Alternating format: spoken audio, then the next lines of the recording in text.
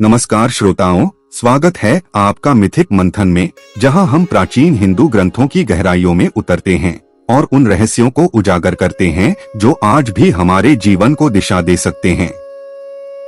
आज हम आरंभ कर रहे हैं शिव पुराण के एक अत्यंत रहस्यमय और रोचक अध्याय 13 की कथा, जिसमें नारद ऋषि और दक्ष प्रजापति के बीच घटित एक अद्भुत प्रसंग वर्णित है। तो आइए आरंभ करते हैं।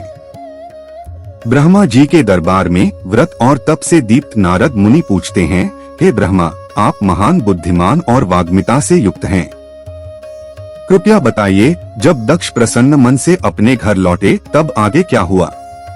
ब्रह्मा जी उत्तर देते हैं, दक्ष प्रजापति प्रसन्नता के साथ अपने आश्रम लौटे और मेरे आदेशानुसार मानसिक सृष्टि की प्रक्रिया में लग गए। किंतु जब उन्होंने देखा कि सृष्टि में कोई वृद्धि नहीं हो रही है, तो वे चिंतित होकर मेरे पास आए और बोले, हे ब्रह्मा, हे प्रजापतियों के अधिपति, मेरी सृष्टियां स्थिर हैं, वे बढ़ नहीं रही। वे उत्पन्न तो हो रही हैं, किंतु विस्तार नहीं ले रही।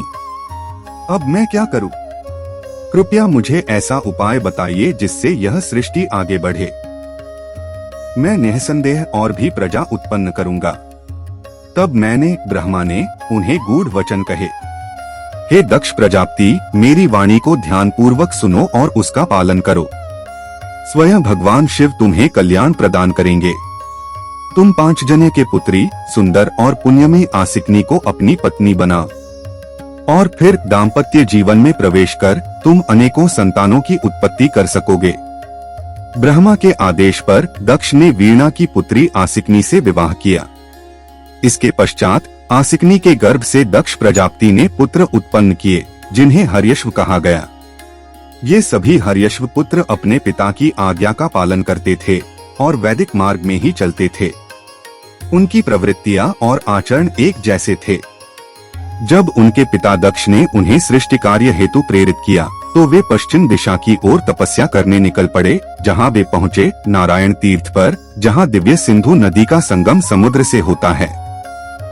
उस पुण्य सलिल का स्पर्श करते ही उनके मन की मलिनता दूर हो गई और तपस्वियों का धर्म उनके हृदय में समाहित हो गया। अब पिता की आज्ञा से बंधे हुए वे श्रेष्ठ पुत्र अटल संकल्प के साथ सृष्टि की वृद्धि हेतु तप में लीन हो गए। उसी समय नारद मुनि को ज्ञात हुआ कि वे सृष्टि के लिए तप कर रहे हैं।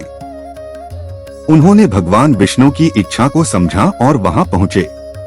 नारद जी ने उनसे पूछा, हे हर्यश्वो, तुमने सृष्टि की तैयारी आरंभ कर दी है, किंतु क्या तुमने पृथ्वी के अंत को देखा है? बिना उसके ज्ञान के तुम सृष्टि कैसे करोगे? हर्यश्वो ने यह प्रश्न ध्यान से सुना और विचार किया, जो व्यक्ति वेदों के मूल आदेश को अर्थात वापस लौटने के सिद्धांत को नहीं जानता, वह केवल गुणों के आधार पर सृष्टि का आरंभ कैसे कर सकता है? उन्होंने सर्वसम्मति से निर्णय लिया, नारद जी को प्रणाम किया, 3 बार उनकी परिक्रमा की और ऐसे पथ पर निकल पड़े जिससे वे फिर कभी वापस नहीं लौटे। इधर नारद मुनि अपने मन में भगवान शिव की सेवा भावना लिए विभिन्न लोकों की यात्रा पर निकल पड़े। काफी समय बीत गया। तब दक्ष प्रजापति को ज्ञात हुआ कि उनके पुत्रों का विनाश नारद मुनि के कारण हुआ है। यह सुनकर वे अत्यंत दुखी हो उठे। वह बार बार यही सोचते रहते, पुत्रों की अधिकता से तो केवल विनाश ही होता है। शिव की माया से मोहित होकर दक्ष अनेक प्रकार से विलाप करने लगे। तब ब्रह्मा ने अपने पुत्र दक्ष के पास जाकर उसे प्रेम पूर्वक सांत्वना दी और समझाया कि भाग्य ही सबसे बलवान होता है। मैंने उसे शांति का मार्ग बताया। मेरे समझाने पर दक्ष को कुछ शांति मिली। फिर उन्होंने 5 जने की पुत्री से सहस्र पुत्रों की उत्पत्ति की, जिन्हें शबलाश्व कहा गया। जैसे उनके पूर्वज भाई गए थे, वैसे ही ये शबलाश्व पुत्र भी पिता के आदेश पर तप करने पश्चिम दिशा की ओर उसी स्थान गए। नारायण तीर्थ के पवित्र जल का स्पर्श करते ही उनका भी मन निर्मल हो गया और वे अनेक मंत्रों का जप व विधिवत कर्मों द्वारा तप में लीन हो गए। उन्हीं दिनों नारद मुनि को यह ज्ञात हुआ कि अब शबलाश्व पुत्र भी सृष्टि हेतु तप कर रहे हैं। उन्होंने एक बार फिर शिव के मार्ग को स्मरण करते हुए उनसे वही बात कही जो उन्होंने हर्यश्वो से कही थी। हे दयालु दृष्टि वाले ऋषि, तुमने उन्हें भी उनके पूर्वजों का मार्ग दिखाया, वह मार्ग जो लौटकर नहीं आता। तुम फिर स्वर्गलोक को प्रस्थान कर गए और दक्ष के पुत्र शबलाश्व भी उसी पथ पर निकल पड़े जैसे उनके भाई पहले जा चुके थे। उसी समय दक्ष प्रजापति ने अशुभ लक्षण देखे। वे चकित और दुहक से पीड़ित हो उठे और जब उन्होंने सुना कि उनके नए पुत्रों का लोप भी नारद मुनि के कारण हुआ है, तब उनका दुहक और क्रोध दोनों सीमा पार कर गए। दक्ष ने बार बार विलाप किया। वे शोक से स्तब्ध हो गए। अब वह क्रोध से भर उठे। उन्होंने नारद को दुष्ट कहा और कहा कि यह तो भाग्य का ही खेल है जो ऐसे समय पर तुम वहां पहुंचे, जैसे कोई आशीर्वाद देने आया है। दक्ष का चेहरा क्रोध से थरथरा रहा था। वे नारद के सामने आए और व्यंग्य से उन्हें अपशब्द कहे।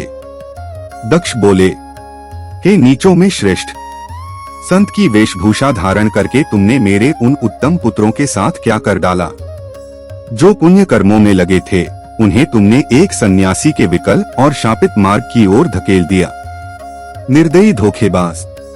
जब वे अब तक 3 ऋणों से मुक्त भी नहीं हुए थे, तब तुमने उनके सांसारिक और पारलौकिक दोनों मार्गों में विघ्न उत्पन्न कर दिया।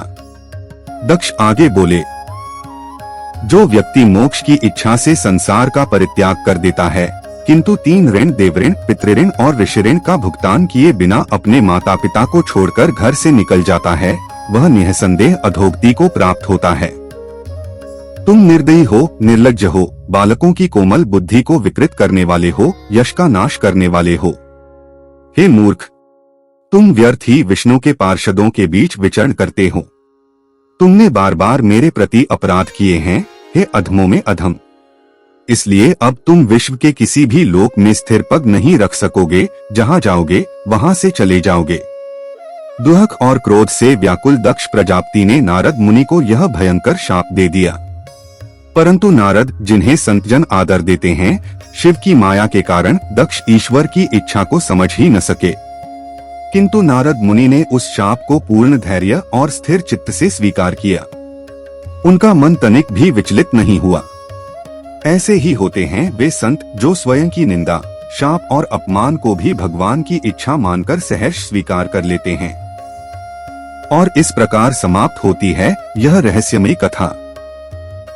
जहाँ एक ओर है तप, त्याग और ईश्वर की इच्छा, और दूसरी ओर है मोह, माया और शाप की परिणति। आप सुन रहे थे मिथिक मंथन, जहाँ प्राचीन शास्त्रों के प्रसंग हमारे वर्तमान जीवन को दिशा देने आते हैं। मिलते हैं अगली कथा में एक नए अध्याय के साथ। जय श्री हरि।